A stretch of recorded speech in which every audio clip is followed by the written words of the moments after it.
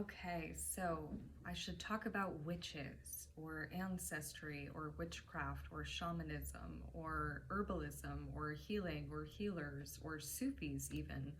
Only Sufis oftentimes won't carry items that make them appear magical because then they can get called things like witches and be harmed because, again, people have a huge misunderstanding of what it looks like to be um, a shaman or a Sufi or a witch, or again, many names for the same thing. It does not mean that Sufis are witches. It does not mean that shamans are witches. It does not mean that witches are Sufis or shamans.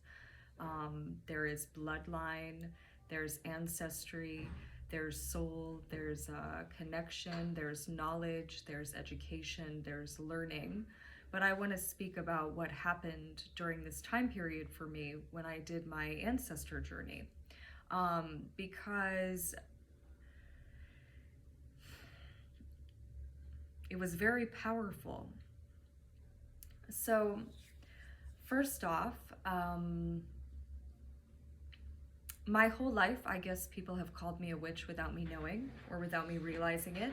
I personally never called myself a witch, and I never associated with the word. So when I was doing tarot readings at 23 in 2009 at a local bar for free for people, and I would do that intuitively, and then I would go home and write the book meanings down for them, and draw pictures and give them to the people that I did them for, in like scroll form with my script handwriting.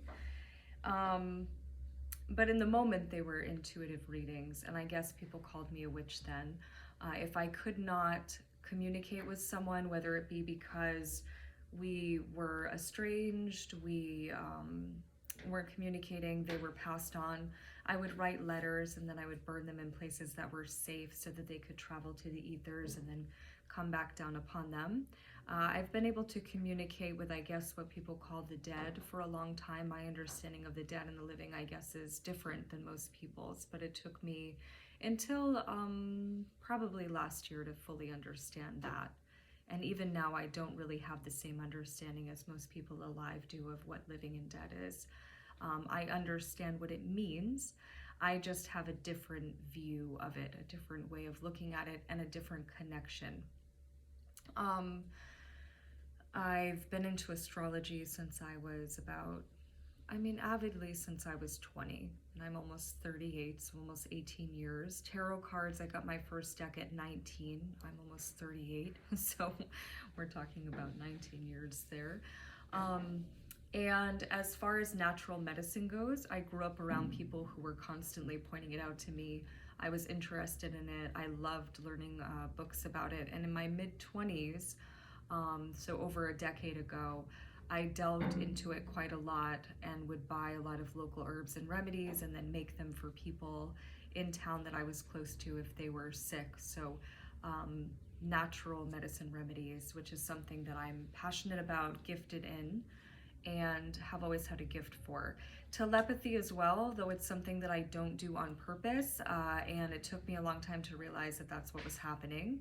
Other gifts, psychic dreams and insight, which has caused some chaos and people wanting to make sure I stay divided from individuals who could have together between my gifts and their gifts, you could say, could have actually made great change occur with less chaos. And most people that are dishonorable want chaos, so of course they would want to keep us apart.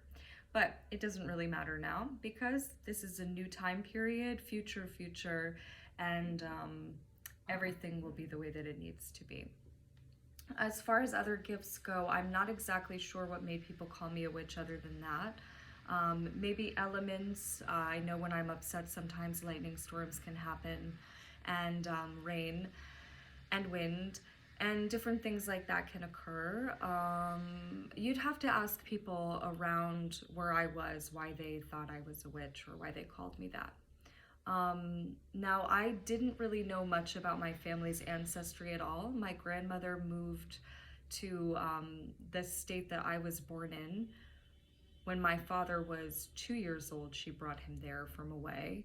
So I didn't know anything about his lineage and ancestry, other than the little bit that she told me, which was that we were Choctaw, and mixed race of a bunch of different things.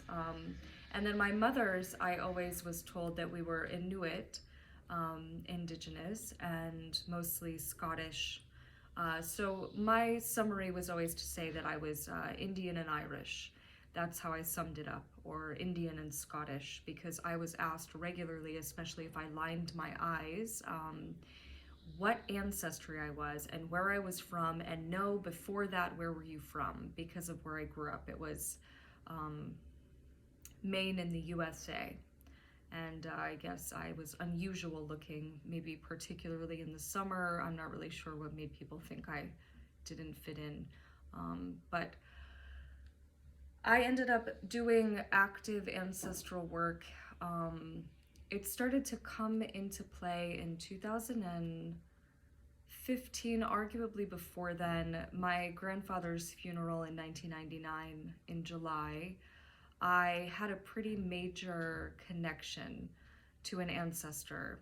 That was a woman who presented herself to me in this time period as ancestral working does.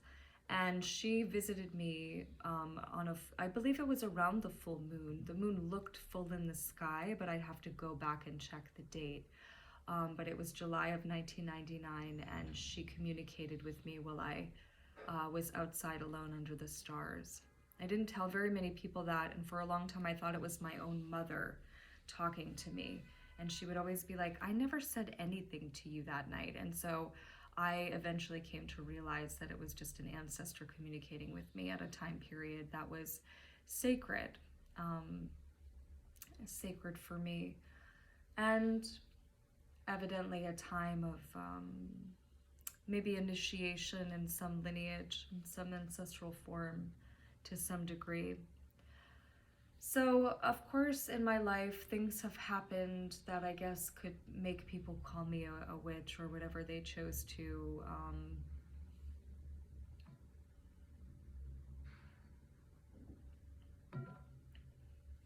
Again, you can ask people around me the things that they believed me to be a witch because of. Most of the time, I didn't use that term to refer to myself as that. I never needed a label for what I was. I never needed to say, I am a witch, I am a shaman, I am a Sufi, I am this, I am that. I know that my lineage now, there are Sufis in my lineage. We are from the Al-Din lineage. And I understand that as far as shamanism, I am Choctaw, and I am a mix of South American, African, Native Indigenous American on my dad's side, and on my mother's side, Asian and Indian, Indian, that worked for the English, and a blend of many other things as well. Very mixed race there. So that's usually what happens with the United States of America. It's a lot of different people showing up at a lot of different time periods, having love and children, and then we're a blend of so much, but it's very rich in ancestry. So in 2015, I began to draw some of my ancestors, a Berber woman, a beautiful Asian woman. I'm not sure if she's Chinese or Japanese, because my drawing doesn't depict her features well enough to decipher between the two for me. So if I saw an actual picture of her, it may be different. Her last name is Lang, and I believe her husband may have been Swiss or something. It's unclear, but then another woman, a Scottish woman. After that time period, in 2018, in December 8th to be exact, I hung up a picture of my mother's grandmother and her husband. My my grandmother's father, who I was told was Native American from Isle of the Ponies in Canada, and his wife, my grandmother's mother. After that, I started to create an ancestor wall and do intentional working with my ancestors. During this time period, I also was enrolled in a witchcraft school, templeofwitchcraft.org. My teacher was Christopher Penzak, and I greatly respect and appreciate what he does and what he contributes to the world of witchcraft, if you must call it that. But he also is beneficial, I think, for anyone who is interested. And before you decide to judge anything, I highly recommend trying the school for 1 year, and then you may have whatever opinion you wish. This is what I decided to have as my response to ignorant men. Usually, it was usually men, but ignorant men or women in my life that felt the need to comment on my spiritual or magical practices. It was always to say, why don't you try them for 1 year, and then you can say whatever you want to me about it. I'll listen, and then I'll tell you how I feel. But until you do it for 1 year, I don't want to hear your opinion or your degradation of it, your degrading, rude remarks, because typically it was people I was in a relationship with that would mock me or be belittling or rude or degrading. But I was very upfront about my spiritual practices and how important they were to me. I don't do manipulative magic. I don't do love spells. I don't believe in them. I only want genuine love. So I would never do a love spell for someone to care about me, because that would not be real. And there's too much fake in the world, and I've been in too much danger in my life. And I've had too many people present themselves as caring about me or genuine that were not. I would never want something like that to be done. And I don't agree with people who do it. I'm not going to judge them. God can do that, or the Great Spirit, or the universe, or whatever you decide to call it, or nothing. If you want to be a black hole, that's cool too. So I have my own beliefs surrounding spell working and what I call spell working.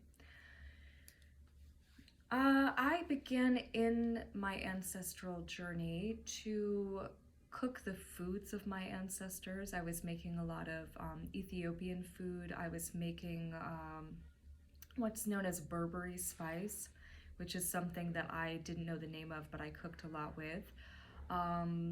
I was making a lot of curries. That was my Indian ancestor. They were with me in fall of 2020. I celebrated Diwali without knowing the day, and I drew this great peacock and made these beautiful meals, and I had my Hindu deities that I had placed out, and my Osho Zen deck, and I was doing Hindu mantras, and they were very powerful for me in my ancestral journey.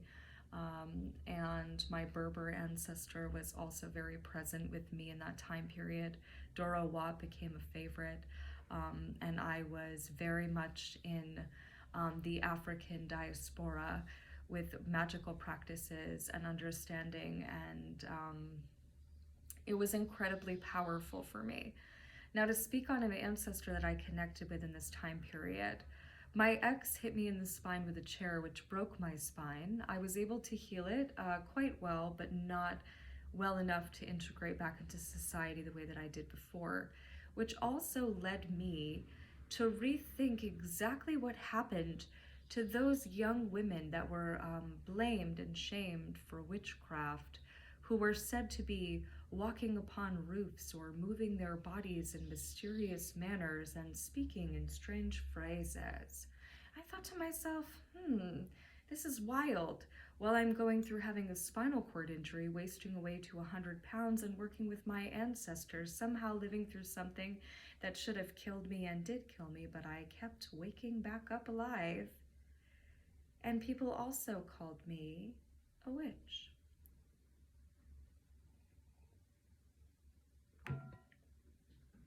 It made me think, how many of those women were actually just brutally harmed by a man that they were in a relationship with, and then an entire town were more than happy to see her disappeared for whatever reason, including women who got on board with the shaming, framing, and blaming of that woman, because then they could disappear her.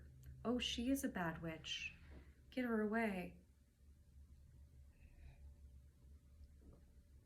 I was asked by a prosecutor on the phone before I had to testify against my ex-fiance who crippled and killed me, tormented me, and held me hostage if I was doing a pagan marijuana ritual.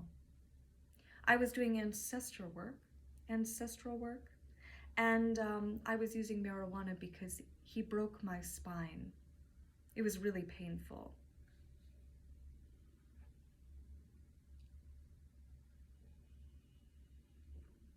After that happened to me, I had one of my ancestors who was an African woman who was stolen from her land because she was of royal blood. Ganua, I believe, is where she was from. And she was stolen by a Spaniard, I think, and he used her to use her bloodline because he knew it was royal. So he had a child with her after he made her believe that he loved her, and then he stole her child and burned her at the stake as a witch. And then she cursed our bloodline, saying that, essentially we would end up, I think essentially what happened is it caused our family to go through a lot of abuse and hardship and pain because we couldn't tell the difference between love and what happened to her. Like, real love would never have done something like that, obviously, but it sort of disguised our ability to see real love or ignore the warning signs of it. In anger, she cursed something that is completely unclear because I didn't interact with her enough to find out word for word what she had to say. I just know that that caused chaos in my bloodline and a disruption. So I was shown that she was considered a water goddess, and she was highly revered and respected by all in our culture, in our country, and in our people, and in the world as well. So it caused disruption and chaos for all of the earth.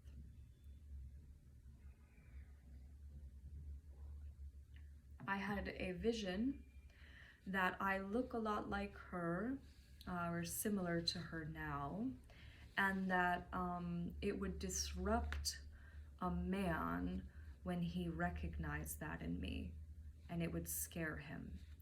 And it's funny because I look back on a picture from April of 2017 or maybe 2018 where water is rushing into an area and I'm just standing there looking at the man taking the photograph, and I can tell that I'm pretty angry with him.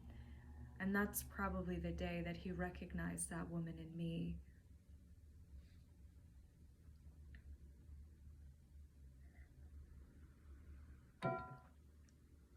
So that ancestor can be seen in my painting called Beltane, The Reawakening, which was May 1st of that year, 2020.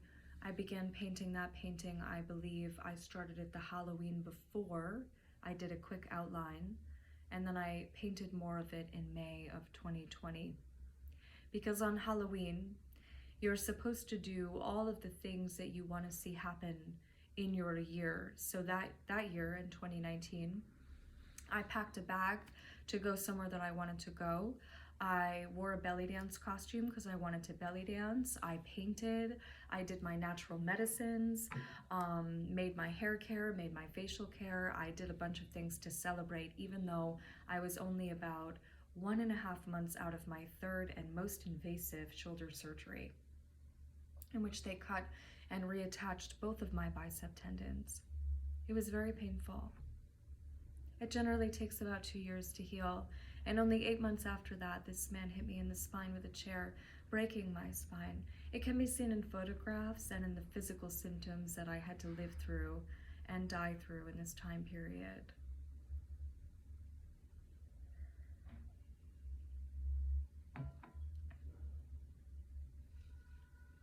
I painted that painting. That's the ancestor that I was working with the most at that time.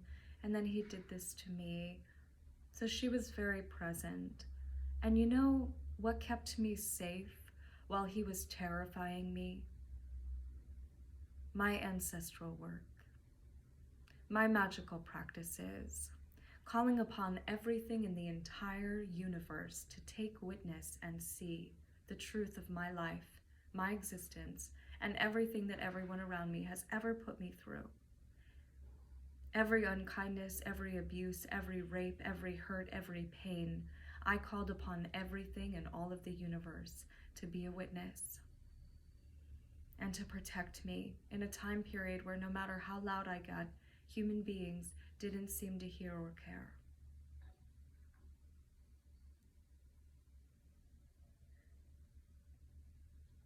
I survived praying to God, who I thought of as my husband. I survived using natural medicines and medical marijuana. I survived using my magical practices, words of protection, and calling on my ancestors regularly, and they arrived.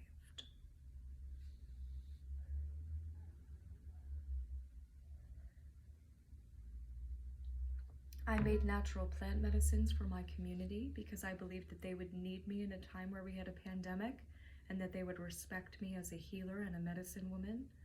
I brought offerings to the sea, the ocean, regularly, of the herbs and spices that I fed to myself and what I perceived as my family, this man who crippled me and his child. I would bring those offerings down to the sea to give thanks to everything and ask that it keep me safe. I would bring things down asking it to be blessed and to bless the world. Anywhere in the world that was using those same herbs, those same spices, eating the same foods, may they be blessed just as I was and stay healed and healthy. Because I was also given the message to sing and dance sacred sites awake, to connect us to the universe in this time period, which was going to be an entrance into a golden era.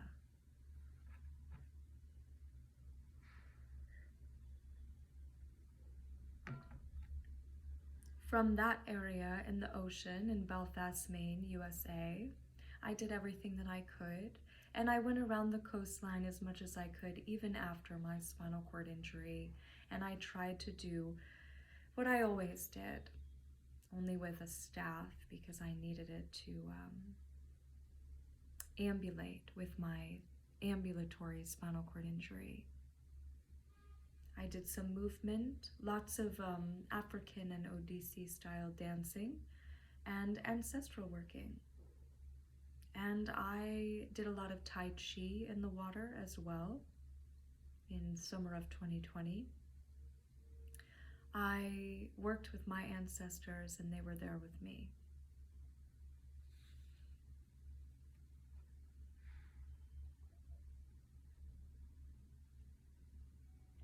Now, I finally got away from this man who did this to me, and I refused to let him ruin my life because I lived through all of that horror and torment he put me through. And I decided that I would continue to move forward in my life, believing that I would find love that was genuine and real, since my ancestor and I had communicated. And she showed me what happened, and I showed her what happened to me. And I told her that our lineage was linked and that we still walked the earth and that we needed to change the way that our women in our lineage and women of the earth saw love and were treated, so that we could actually have a better world, because I showed her the pain and the heartbreak and the chaos of the earth. And she agreed that we needed to lift that curse and bring us into a better world. She showed me that she was a water goddess, not just a woman.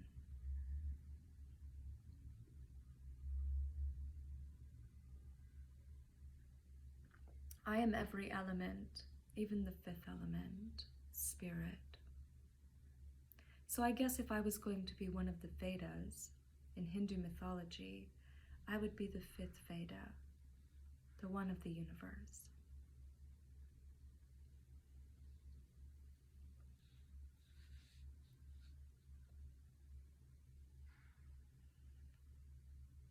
No longer should women ever equate abuse with love. And no matter who your daughter is, or no matter who you think I am, or how you feel about me, everybody on this earth deserves a better one. And that's what I'm speaking up so much for. I will only welcome somebody who actually loves me into my life. It will be genuine and reciprocal. I've been alone for 3+ years and have not let a man in my physical space or near me. It will only be somebody that I trust and that is genuinely caring for me. And I refuse to let a man abuse me, degrade me, shame me, blame me, or act like I'm unworthy of anything aside from real love. And if I do bring children onto this planet, it will be with a man that my children, who are in a better place with their souls, waiting for me to be with someone that they find worthy. Then I will incarnate them here on the earth, and we will have our family. Until then, I know how to be alone, because I've done it much of my life, even if there were people present. For a lot of it, people were not present.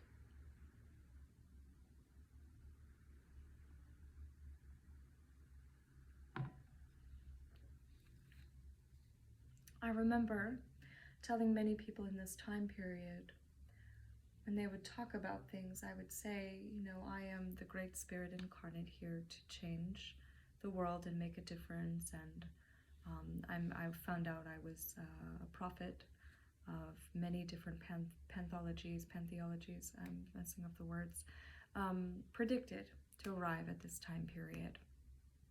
Not Jesus, because I can't be Jesus. Jesus is Jesus. But many different names it was called, I guess, or predicted as. And I told people God is very protective of me, and just watch what happens. And then lots of people called me a witch more and more and more, accusing me of all kinds of things that happened way before anything was ever said or felt. So again, you'll have to ask others why they called me a witch. I only know that I never really used that term to describe myself until, I believe, my 2nd year of witchcraft school, when we were supposed to safely come out of the witch closet and after our initiation say, I am a witch. And that caused chaos in my tiny town, because anything bad that happened, they blamed on me. Evidently, including if a man thought I was attractive, somehow I was evil for that. I guess I'm not allowed to have love like other people, according to those back where I'm from, because it made them feel threatened.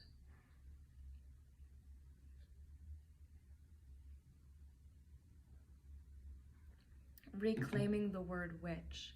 It's something that what I realized is I never really considered myself a witch. When I read the word shaman, I really aligned well with it. And then when I read about what a Sufi is, I actually align very well with that. So am I a Sufi shaman witch? Am I a witch shaman Sufi? Am I a Sufi only, or a shaman only, or a witch only? Is it my blood, my bloodlines that are within my body that denote that? Is it my ancestry? Is it my soul? What is it that is going to decide what I'm called?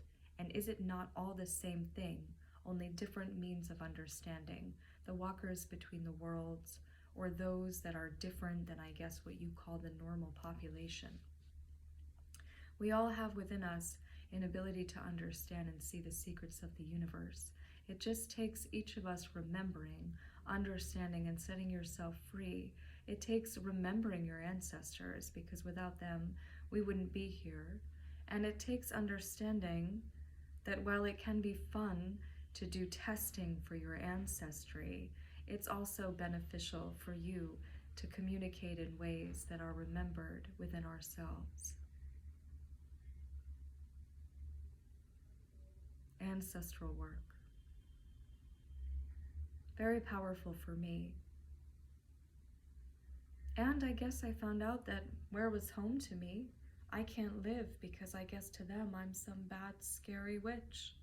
To others, I guess I was the Great Spirit incarnate, To some may be Jesus incarnate, to others may be Mahdi. To me, I guess I'm the name my family gave me, Catherine Lily May Harris, but I also don't need a name, and I don't care if anyone remembers me when I'm gone. I'm never coming back to this earth again, but while I'm here, I hope I can see it become a better and more logical place where everyone is safe, no matter who they are, what caste they are, what religion they are, or what part of the world they're from. I hope I can see them all safe, with food, with shelter, and with love. Everybody deserves to have love, even me. And someday, if I receive it from at least one person genuinely, I will be so grateful.